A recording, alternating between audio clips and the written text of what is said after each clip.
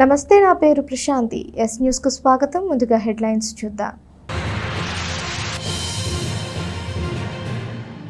వెండితెరకు వెలుగులు నింపిన మహనీయుడు స్వర్గీయ రామానాయుడిని నివాళులర్పించిన సినీ దర్శకుడు దిలీప్ రాజా. శత చిత్రాల నిర్మాత, ప్రతిష్టాత్మక అవార్డులను దగ్గుపాటి అందుకున్నారంటూ వెల్లడి. మా ఏపీ కార్యాలయంలో 88వ జయంతి వేడుకలు. కన్నుల పండుగగా జరిగిన శ్రీ సువర్చల సమేత శ్రీ పంచముఖ ఆంజనేయ స్వామి వారి వార్షిక శ్రీ హనుమాన్ జన్మదిన వేడుకలు.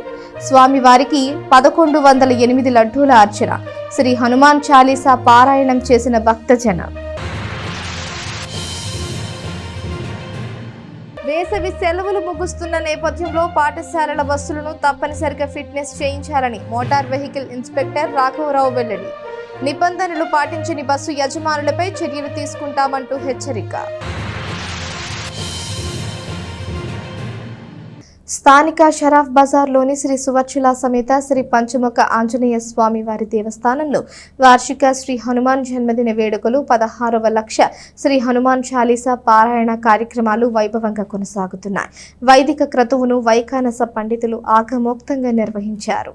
షరాఫ్ బజార్లోని శ్రీ సువర్చల సమేత శ్రీ పంచముఖ ఆంజనేయ స్వామివారి దేవస్థానంలో వార్షిక శ్రీ హనుమాన్ జన్మదిన వేడుకలు 16వ లక్ష శ్రీ హనుమాన్ చాలీసా పారాయణ కార్యక్రమాలు ఘనంగా జరుగుతున్నాయి. ఈ ఉత్సవాలలో భాగంగా బుధవారం ఉదయం శ్రీ హనుమత్ గాయత్రి హోమం, 108 సార్లు శ్రీ హనుమాన్ చాలీసా పారాయణ కార్యక్రమాలు, సాయంత్రం స్వామివారికి 1108 లడ్డూల అర్చన కార్యక్రమం నిర్వహించారు. వైదిక క్రతువును వైఖానస పండితులు, ప్రముఖ ఆధ్యాత్మిక ప్రవచనకర్త ములుకుట్ల విశ్వనాథ శర్మ సుందరకాండ ప్రవచన కార్యక్రమం నిర్వహించారు. భక్తులు విశేషంగా పాల్గొని ఆంజనేయ స్వామికి ప్రదక్షిణలు చేసి తమ మొక్కులు చెల్లించుకున్నారు. మహిళలు విశేషంగా పాల్గొని శ్రీ హనుమాన్ చాలీసా పారాయణం గావించారు. ఈ సందర్భంగా ఆలయ ఈవో అవుతు శ్రీనివాసరెడ్డి మాట్లాడుతూ, వార్షిక హనుమాన్ జన్మదిన వేడుకల్లో భాగంగా జూన్ 11వ తేదీ వరకు వార్షిక హనుమాన్ జన్మదిన వేడుకలు 16వ లక్ష శ్రీ హనుమాన్ చాలీసా పారాయణ కార్యక్రమాలు జరుగుతాయని పేర్కొన్నారు. అలాగే ప్రతిరోజు 108 సార్లు శ్రీ హనుమాన్ చాలీసా పారాయణ, స్వామివారికి విశేష పూజాది కార్యక్రమాలు నిర్వహించనున్నట్లు తెలిపారు. భక్తులు విశేష సంఖ్యలో పాల్గొని స్వామివారిని దర్శించుకుని తీర్థప్రసాదాలు తీసుకోవాలని కోరారు. ఉత్సవాన్ని పురస్కరించుకుని ఆలయాన్ని ప్రత్యేక అలంకరణతో, విద్యుత్ దీపాలతో శోభాయమానంగా తీర్చిదిద్దారు. శ్రీ పంచముఖ ఆంజనేయ స్వామి సంకీర్తన బృందం, శ్రీ పంచముఖ ఆంజనేయ స్వామి సంకీర్తన సేవా సమితి సంయుక్త ఆధ్వర్యంలో నిర్వహిస్తున్న ఉత్సవాలలో భక్తులు విశేషంగా పాల్గొని ఆంజనేయ స్వామిని దర్శించుకుని స్వామి కృపకు పాత్రులు కావాలని తెలిపారు.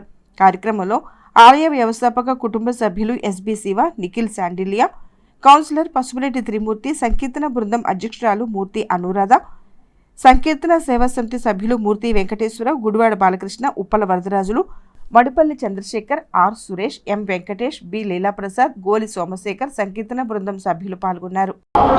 తెనాలి పట్టణంలో షరాఫ్ బజార్ నందు చేసినటువంటి సువర్చల సమేత శ్రీ పంచముఖ ఆంజనేయ స్వామి వారి దేవస్థానంలో హనుమత్ జయంతి మహోత్సవాల సందర్భంగా 4వ రోజు ఈ రోజున 1108 లడ్లతో శ్రీ స్వామివారికి పూజా కార్యక్రమాలు అర్చన జరుగుతుంది.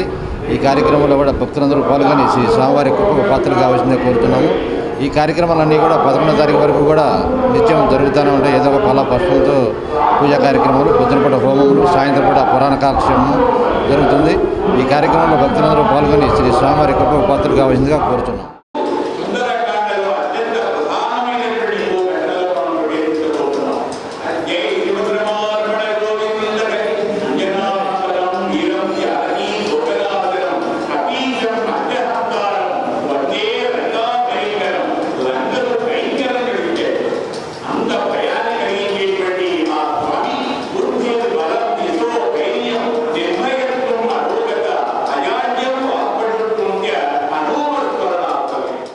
వెండి తెరకు వెలుగులు నింపిన మహనీయుడు స్వర్గీయ డాక్టర్ దగ్గుపాటి రామానాయుడిని మూవీ ఆర్టిస్ట్ అసోసియేషన్ ఆంధ్రప్రదేశ్ వ్యవస్థాపకుడు, సినీ దర్శకుడు దిలీప్ రాజా అన్నారు.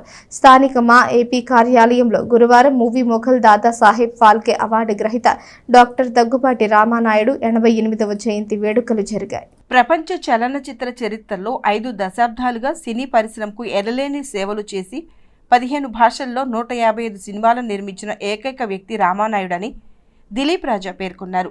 ఆయన స్వీయ నిర్మాణ సంస్థ అయిన సురేష్ ప్రొడక్షన్స్లో 24 మంది నూతన దర్శకులను, 12 మంది టాప్ హీరోలను పరిచయం అయ్యారని ఆయన తెలిపారు. భారత ప్రభుత్వం రామానాయుడు సేవలకు గుర్తింపుగా 2012లో నాటి రాష్ట్రపతి ప్రణబ్ ముఖర్జీ ద్వారా పద్మభూషణ్ అవార్డు అందుకోవటమే కాకుండా రఘుపతి వెంకయ్య లాంటి ప్రతిష్టాత్మక అవార్డులు ఆయన సొంతమయ్యాయని తెలిపారు.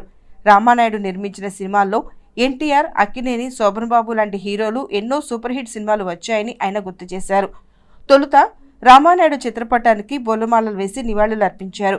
కార్యక్రమంలో వర్తమాన నటి టీనా చౌదరి, మా ఏపీ సభ్యులు మిలిటరీ ప్రసాద్, మన్నే సత్యనారాయణ, సహాయ దర్శకులు వెంకీ రావణ్, ఇంటూరు విజయభాస్కర్లు పాల్గొన్నారు. సినిమా పరిశ్రమకి ఒక లెజెండరీ పర్సన్, భారత చలనచిత్ర పరిశ్రమలో ఇంతవరకు ఎవరు సాధించనన్ని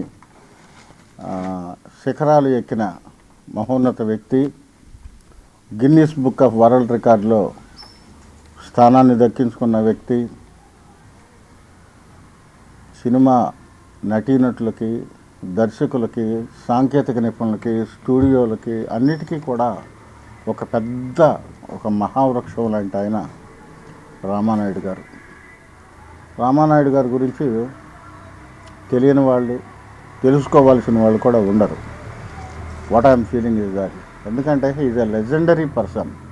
ఆయన ఈరోజు లేకపోయినా మేము ఎందుకు జరుగుతున్నామంటే స్టిల్ హీ ఈజ్ అలైవ్. ఎక్కడ సినిమా పరిశ్రమ ఉంటే అక్కడ రామానాయుడు గారు ఉన్నట్టే. బికాస్ ఆయన దాదాపు 50 సంవత్సరాలు అంటే 5 దశాబ్దాల కఠోరమైన నియమ నిబంధనలతో సినిమాలను నిర్మించాడు ఆయన. దాదాపు 155 సినిమాలు, మొత్తం 15 భాషల్లో 155 సినిమాలని ఆయన నిర్మించారు. ఆయన ద్వారా ఎంతమంది హీరోలు బయటకు వచ్చారంటే చాలామంది, ఒకళ్ళని చెప్పలేము. ఒక్కొక్కరికి ఉదాహరణ చెప్పుకుంటే రాముడు భీముడు ఎన్టీ రామారావు గారు, అసలు ఆయన లైఫ్లో అది మర్చిపోలేని సినిమా. అక్కినేని నాగేశ్వరరావు గారు ప్రేమనగర్ సినిమా, శోభన్ బాబు గారు జీవన తరంగాలు, సోగ్గాడు, ఇట్లా ఎన్నో సినిమాలు. ఎంతోమంది హీరోలకి ఆయనకి ఒక దశ మార్చిన వ్యక్తి, ఒక మహాశక్తి, ఒక సినిమాకి నిఘంటువు లాంటి ఆయన డాక్టర్ దగ్గుపాటి రామానాయుడు గారు. ఆయన 88వ జయంతి ఈరోజు. ఈ 88వ జయంతిని మేము మూవీ ఆర్టిస్ట్ అసోసియేషన్ ఆంధ్రప్రదేశ్ తరఫున ఇక్కడ తెనాల్లో ఈ 88వ జయంతి వేడుకలను నిర్వహిస్తూ ఉన్నాం. ఎందుకంటే పోయిన వాళ్ళందరూ మంచోళ్ళు, ఉన్నోళ్ళు పోయినోళ్ళకి తీపి గుర్తులు అని చెప్పానని ఒక పాట ఉంది. అట్లాగే ఆయన ఎక్కడున్నా, ఏ లోకంలో ఉన్నా కూడా ఆయన సినిమా పరిశ్రమకి చెందిన ప్రతి వ్యక్తి గుండెల్లో చప్పుడులాగా మాత్రం రామానాయుడు గారు మాత్రమే ఉంటారని చెప్తున్నారు. తెనాలి ఆర్టీఓ పరిధిలో ఉన్న పాఠశాలల బస్సుల యొక్క ఫిట్నెస్ని ఈ వారం రోజుల్లో చేయించాలని, లేకుంటే స్కూల్ యాజమాన్యాలపై చర్యలు తీసుకుంటామని మోటార్ వెహికల్ ఇన్స్పెక్టర్ రాఘవరావు పునరుద్ఘాటించారు. నిబంధన పాటించని వారికి నోటీసులు పంపించామని చెప్పారు. ఈ నెల 12వ తారీఖుతో వేసవి సెలవులు అయిపోతున్న దర్మిలా పాఠశాలల యాజమాన్యాలు తమ స్కూల్ బస్సులకు ఫిట్నెస్ సర్టిఫికెట్ తీసుకోవాలని, ఇప్పటికీ 220 బస్సులకు ఫిట్నెస్ చూసి సర్టిఫికెట్లు ఇచ్చామని మోటార్ వెహికల్ ఇన్స్పెక్టర్ రాఘవరావు చెప్పారు. ఇంకా 130 బస్సుల వరకు ఫిట్నెస్ చేయించుకోవాల్సి ఉందని, ఈ వారం రోజుల్లో బస్సులు ఫిట్నెస్ చేయించుకోవాలని ఆయన కోరారు. అలాగే నిబంధనలు పాటించని వారికి నోటీసులు ఇవ్వడం జరిగిందని చెబుతూ పాఠశాలల యాజమాన్యం స్కూల్ బస్సుల ఫిట్నెస్ విషయంలో తప్పనిసరిగా ప్రభుత్వ ఆదేశాలను పాటించాలని రాఘవరావు కోరారు. తెనాలి ఆర్టీఏ పరిధిలోని స్కూలు మరియు కాలేజీ యాజమాన్యాలకు విజ్ఞప్తి ఏమనగా, స్కూల్స్ రీఓపెనింగ్ రేపు జూన్ 12వ తారీఖు తర్వాత స్కూల్స్ రీఓపెన్ కాబోతున్నాయి. కాబట్టి జూన్ 12 లోపు, అంటే ఇవాళ ఆల్మోస్ట్ 6వ తారీఖు వచ్చేసింది. కాబట్టి ఈ వీకెండ్ లోపు ఇంకెవరన్నా ఆల్మోస్ట్ ఇప్పటి వరకు సుమారు 220 బస్సుల దాకా ఫిట్నెస్ కంప్లీట్ చేసుకోవడం జరిగింది. అలాగే మొత్తం మీద మనకి తెనాలి ఆర్టీఏ పరిధిలో 350 బస్సులు ఉన్నాయి. 350కి సుమారు 220 బస్సులు కంప్లీట్ చేసుకోవడం జరిగింది. కాబట్టి మిగతా ఒక 120-130 బస్సులు ఇమీడియట్గా వాళ్ళు ఏంటంటే వాళ్ళ యాజమాన్యాలు కంపల్సరీ వాళ్ళని రిపేర్స్ అన్ని కంప్లీట్ చేసుకొని పూర్తి స్థాయిలో ఫిట్నెస్ కండిషన్లో బండి పెట్టుకొని ఫిట్నెస్ కంప్లీట్ చేసుకోవాల్సిందిగా మరొక్కసారి విజ్ఞప్తి చేస్తున్నాము. ప్రతిరోజు 20 నుంచి 30 బస్సులు మేము ఫిట్నెస్ కంప్లీట్ చేయడం జరుగుతుంది. కాబట్టి కొన్ని 185 ఏపీఎంవి రూల్ 185G ప్రకారం 32 నిబంధనలో ఏదన్నా 2-3 కొన్ని నిబంధనలు పాటించకపోతే వాళ్ళకి నోటీసులు కూడా ఇవ్వటం జరుగుతుంది. ఆ నోటీసులకు లోబడి వాళ్ళు మళ్ళా వాడిని ఆ నోటీసు సంబంధించి ఏమేమి కండిషన్స్ ఫుల్ఫిల్ అవ్వలేదో అవన్నీ మళ్ళా రిపేర్ చేయించుకొని మళ్ళీ పెట్టడం జరుగుతుంది. మళ్ళీ మేము వాటిని వెరిఫై చేసి మళ్ళీ పాస్ చేయడం జరుగుతుంది. కాబట్టి మరీ విజ్ఞప్తి ఏంటంటే ఈ స్కూల్ మరియు కాలేజీ యాజమాన్యాలకి కంపల్సరీ జూన్ 12వ తారీఖు లోపు ఫిట్నెస్ కంప్లీట్ చేసుకోవాల్సిందిగా మరొకసారి విజ్ఞప్తి చేస్తున్నాము. ఆల్మోస్ట్ మనకి 70% 60 to 70% కంప్లీట్ అయిపోయినాయి. మిగతా సుమారు 120 నుంచి 130 బస్సులు మిగిలి ఉన్నాయి. వాటిని కూడా కంపల్సరీ సకాలంలో అంటే జూన్ 12వ తారీఖు లోపు చేయించుకోవాల్సిందిగా మరొకసారి ఆర్టీఏ తరఫున విజ్ఞప్తి.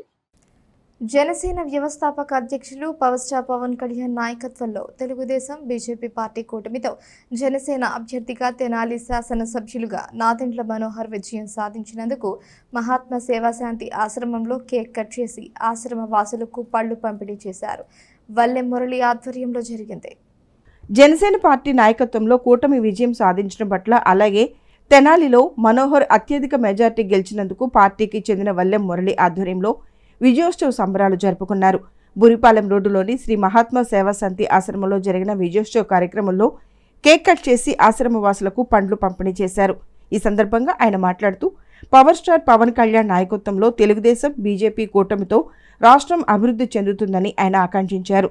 కార్యక్రమంలో వజ్రాల రామలింగాచారి, వై కోటేశ్వరరావు, మైలా భానుప్రకాష్, ముద్దాభక్తుని రమణయ్య, శిల్పాల శ్రీను, షేక్ కాళేశ పాల్గొన్నారు. ప్రపంచంలో చెప్పుకోదగ్గ ప్రజాస్వామ్యం ఏదైనా ఉందంటే అది భారతదేశం. భారతదేశం ప్రజానీకం బ్రిటిష్ వారి నిరంకుశ పాలన నుండి విముక్తి పొందిన తర్వాత మరి అనేక మార్పులు చేర్పులు జరిగినాయి. ఒక్కొక్క ప్రజాప్రతినిధి తన పందాల్లో సేవలు అందించారు. అయితే సేవలు అందరికీ చెందేలాగా ఉండాలి, పారమార్థిక చింతన ఉండాలి.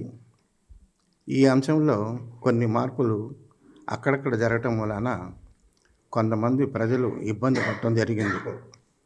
అయితే ఎవరి దృక్పథం వాళ్ళది. దీని అన్నిటికీ తీర్పు ప్రజలు తమ ఓటు ద్వారా, తమ యొక్క అనుభవం ద్వారా, తమ యొక్క ఇష్ట ప్రకారం చేయటం అనేది జరిగింది. ఏదేమైనా కూడా ప్రజానాయకులు, ప్రజాప్రతినిధులు మన భారతదేశ రాజ్యాంగాన్ని ఒకసారి పరిశీలిస్తూ తమ సేవలు అందించాలని నేను గాంధీ ఆశ్రమం తరఫున కోరుతున్నాను. ఎందుకంటే మన ఎంతోమంది మహనీయులు పుణ్యఫలం, త్యాగఫలం, దేశభక్తి పరులు చేసినటువంటి రూపొందించినటువంటి భారత రాజ్యాంగాన్ని మనందరం కూడా దేవాలయంతో సహా మన పూజా మందిరంలో పెట్టుకోవాల్సిన ఆవశ్యకత ఉన్నది. ఇక్కడ పవన్ కళ్యాణ్ గారి గురించి చెప్పాలి. పవర్ఫుల్ స్టార్ పవన్ కళ్యాణ్ గారు ఒక ఉత్తేజం ఏంటంటే స్ఫూర్తిని యువతరానికి ఇచ్చారు. ఆ యువతరం ఆనాటి స్వాతంత్రోద్యమంలో పాల్గొన్నట్టుగా వీళ్ళందరూ పాల్గొని మరి వల్లె మురళి గారు, మరియు మైలా భానుప్రకాష్, శ్రీనివాస్ గారు, ఇక్కడ అందరూ కూడా ఎంతో అభిమానంతో ఒక ప్రేమపూర్వకంగా సోదరభావంతో వచ్చారు. వాళ్ళందరికీ కూడా ధన్యవాదాలు తెలియజేస్తున్నాను. ప్రతి ఒక్కళ్ళు కూడా ప్రజాస్వామ్యాన్ని మనం కాపాడవలసిన బాధ్యతగా ఉందని తెలుసుకొని అభ్యర్థిగా జనసేన పార్టీ తరఫున మన నాదెండ్ల మనోహర్ గారు భారీ మెజార్టీతో, దాదాపు 50,000 మెజార్టీతో అఖండ విజయం సాధించారు. అలాగే మన మనోహర్ గారి గురించి మీకు తెలిసిందే, ఇదివరకు గతంలో చాలా అభివృద్ధి చేశారు. మళ్ళీ ఇప్పుడే స్టార్ట్ అవబోతుంది తెనాలి అభివృద్ధి. అందుకని ఆయన మనం సంతోషంగా ఉన్నాం. ఆయన గెలుపు సందర్భంగా ఈరోజు కేక్ కట్ చేసి మన బురిపాలెం రోడ్లోని గాంధీ ఆశ్రమంలో వజ్రాల రామలింగాచారి గారి ఆధ్వర్యంలో కేక్ కట్ చేసి ఆయనకి శుభాకాంక్షలు తెలుపుకుంటున్నాము. అలాగే మన ఎంపీ అభ్యర్థి పెమ్మసాని చంద్రశేఖర్ గారు, ఆయనకి శుభాకాంక్షలు తెలుపుకుంటున్నాము. పవన్ కళ్యాణ్ గారికి, అలాగే పెద్దలు గౌరవనీయులు నరేంద్ర మోడీ గారికి కూడా శుభాకాంక్షలు తెలియజేసుకుంటూ సార్వత్రిక ఎన్నికల్లో ఎన్డీఏ కూటమి అఖండ విజయం సాధించడంతో బుధవారం రాత్రి షరాఫ్ బజార్లోని స్వర్ణకారుల సంఘం ఆధ్వర్యంలో విజయోత్సవ వేడుకలు జరుపుకున్నారు. ఈ సందర్భంగా కేక్ కట్ చేసి ఎన్నికల్లో గెలిచిన ప్రజాప్రతినిధులకు శుభాకాంక్షలు తెలిపారు. రాష్ట్రంలో ఎన్నడూ లేని విధంగా 2024 సార్వత్రిక ఎన్నికల్లో ఎన్డీఏ కూటమి సాధించిన ఘన విజయాన్ని పురస్కరించుకుని తెలుగుదేశం, జనసేన, బీజేపీ పార్టీ నాయకులు షరా బజార్లోని విజయోత్సవ వేడుకలు జరుపుకున్నారు.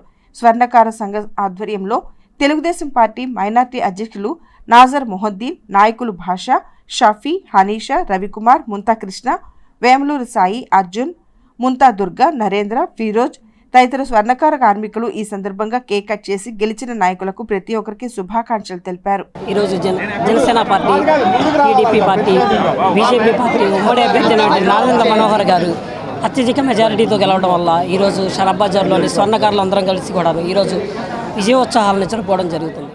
నిన్న జరిగిన ఎలక్షన్ల ఫలితంగా ఈరోజు కామాక్షి స్వర్ణకార సంఘం తరఫున మరి యువత మొత్తం కులాలకు మతాలకు అతీతంగా ఈరోజు జనసేన నాయకులు కానివ్వండి, జనసేన యువత కానివ్వండి, తెలుగుదేశం పార్టీ నాయకులు కానివ్వండి, ఇక్కడ ఎంతో ఉత్సాహంగా ఒక పండుగ వాతావరణం షరాఫ్ బజార్లో జరగటం చాలా ఆనందంగా ఉంది. కుర్రవాళ్ళు ఎంతో యూత్ తొలిసారి ఓటు వచ్చి అభివృద్ధి జరగాలి, రాష్ట్రాన్ని బాగుండాలంటే బాబు గారు రావాలని, బాబు గారికి తోడుగా మరి పవన్ కళ్యాణ్ గారి సారథ్యంలో మరి తెనాల్లో గెలుపు జరిగిందంటే ఆలపాటి రాజేంద్ర ప్రసాద్ గారు మరి నాదెండ్ల మనోహర్ గారి నేతృత్వంలోనే ఈ 48,000 మెజార్టీ గెలిచిందంటే వారికే దక్కుతుందని ఘనత నేను తెలియపరుస్తున్నాను. ఎవరికి వాళ్ళు స్వచ్ఛందంగా వచ్చి కూటమి అభ్యర్థుల్ని గెలిపించినందుకు ముందుగా ఈ తెనాలి నియోజకవర్గ ప్రజలందరికీ ధన్యవాదాలు తెలుపుకుంటూ, అలానే ఇక ముందు ఈ 5 ఏళ్ళు కుంటుపడిన అభివృద్ధి వచ్చే నాయకులు అందరూ కలిసి చేసి మమ్మల్ని అందరినీ ఆనందింపజేయాలని విశ్వబ్రాహ్మణ సంఘం తరపు నుంచి, స్వర్ణకారుల తరపు నుంచి ఒక పండగ వాతావరణంలో మేమందరం కోరుకోవడం జరుగుతుంది. ఈమెనలో 4.5 ఎకరాల గడ్డివామి దగ్ధమైంది. ఈ ప్రమాదంలో సుమారుగా 1 లక్ష రూపాయల నష్టం జరిగింది. దుగ్గిరాల మండలం ఈమని గ్రామానికి చెందిన వల్లూరి సాంబశివరావుకు సంబంధించిన 4.5 ఎకరాల గడ్డివాము బుధవారం సాయంత్రం దగ్ధమైంది. ఈ అగ్ని ప్రమాదంతో గడ్డివాము పూర్తిగా కాలిపోవడంతో 1 లక్ష రూపాయలు నష్టపోయామని రైతు వల్లూరు సాంబశివరావు కన్నీటి పర్యంతమయ్యారు. తెనాలి అగ్నిమాపక సిబ్బంది 2 గంటల పాటు ఎంతగానో శ్రమించి మంటలను అదుపు చేశారు. తెనాలి అగ్నిమాపక సిబ్బంది సమయానికి ఘటనా స్థలానికి చేరుకుని మంటలను అదుపు చేయడంతో ఈమని గ్రామస్తులు ఊపిరి పీల్చుకున్నారు. వార్తలు ముగించే ముందు హెడ్లైన్స్ మరోసారి. వెండితెరకు వెలుగులు నింపిన మహనీయుడు స్వర్గీయ రామానాయుడిని నివాళులర్పించిన సినీ దర్శకుడు దిలీప్ రాజా. శత చిత్రాల నిర్మాత ప్రతిష్టాత్మక అవార్డులను దగ్గుపాటి అందుకున్నారంటూ వెల్లడి. మా ఏపీ కార్యాలయంలో 88వ జయంతి వేడుకలు. కన్నుల పండుగగా జరిగిన శ్రీ సువర్చల సమేత శ్రీ పంచముఖ ఆంజనేయ స్వామి వారి వార్షిక శ్రీ హనుమాన్ జన్మదిన వేడుకలు. స్వామివారికి 1108 లడ్డూల అర్చన. శ్రీ హనుమాన్ చాలీసా పారాయణం చేసిన భక్తజనం. వేసవి సెలవులు ముగుస్తున్న నేపథ్యంలో పాఠశాలల బస్సులను తప్పనిసరిగా ఫిట్నెస్ చేయించాలని మోటార్ వెహికల్ ఇన్స్పెక్టర్ రాఘవరావు వెల్లడి. నిబంధనలు పాటించని బస్సు యజమానులపై చర్యలు తీసుకుంటామంటూ హెచ్చరిక. ఈ వార్తలు ఇంతటితో సమాప్తం. తిరిగి ప్రసారమయ్యే ఎస్ న్యూస్లో మళ్ళీ కలుసుకుందాం. అంతవరకు సెలవు. నమస్కారం.